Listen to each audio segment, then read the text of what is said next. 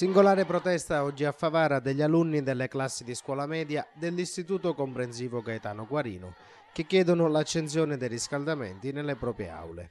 In mattinata un nutrito gruppo di studenti ha cercato di farsi ricevere dal sindaco di Favara per chiedere spiegazioni.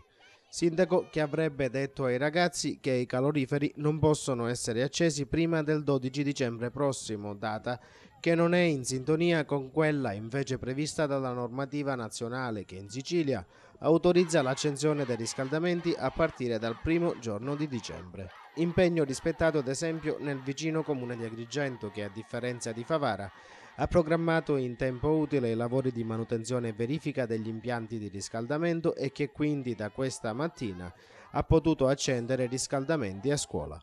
Oggi siete venuti in piazza perché sentite freddo?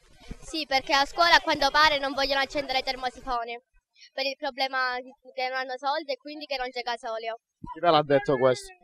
Cioè, la preside, perché sono anche cose che sentono in giro. Le mamme sono andate a parlare con la preside, ma a quanto pare non vogliono trarre alcun risultato da quello che diciamo. E quindi oggi abbiamo deciso di venire qui in piazza per protestare, appunto.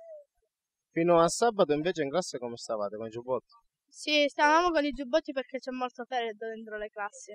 Poco fa è sceso il sindaco e abbiamo parlato con lui, ma lui ha detto che c'è una legge che proibisce di accendere prima di giorno 12, ma noi sentiamo freddo dentro le classi e non entreremo fin quando non li accendono. Se il giorno 12 non saranno accesi, noi ritorneremo qui a fare sciopero nuovamente. Quindi va detto che prima di giorno 12 non si possono accendere? No, perché hanno detto che c'è una legge che lo proibisce.